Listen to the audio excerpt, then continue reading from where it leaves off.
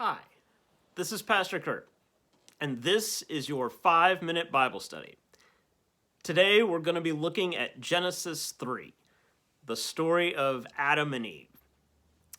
Of course, Adam and Eve are famous because of what happened in the Garden of Eden. They disobeyed God's command, right? God planted the tree of knowledge of good and evil, said, don't eat of it. Eve listened to the serpent. Serpent convinced her to eat. She ate, Adam ate, and it all went downhill from there. The part in this story that I want us to focus on is what happens after they ate the fruit and God talks with them.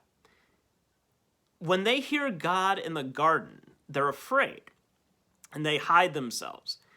Then God says, where are you? Even though, of course, God knew where they were. God was just giving them a chance to confess. And they admitted that they were hiding because they were scared, they were naked.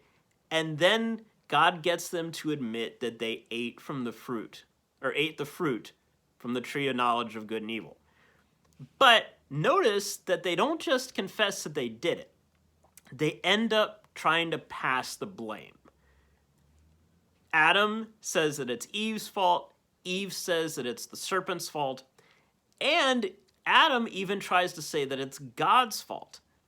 Adam says something like, this woman who you gave to me gave me the fruit and I ate it. When we sin, when we mess up, when we don't do what God wants, it is so easy for us to play the blame game. We see this happening a lot in our world. So often people do something wrong and then they try to pass the responsibility on to somebody else.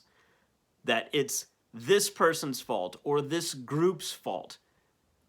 But sometimes it's our fault as individuals and as a group, right? Adam and Eve both ate from the fruit.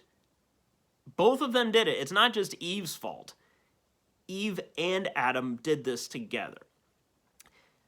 But when we get caught in our sin, when it gets pointed out to us how we haven't lived the way God wanted us to live, it's so easy for us to make excuses, for us to get defensive, for us to try to say, oh, this is somebody else's fault.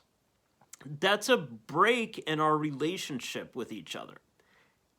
Notice in this story that it's not just a break in the relationship between Adam and Eve.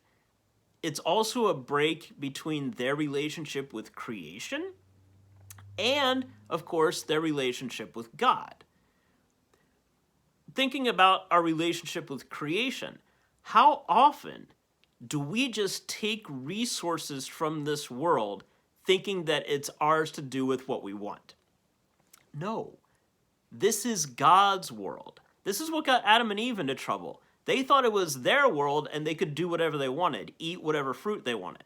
No, this is God's world. And God created this wonderful world for us to live in and for us to care for.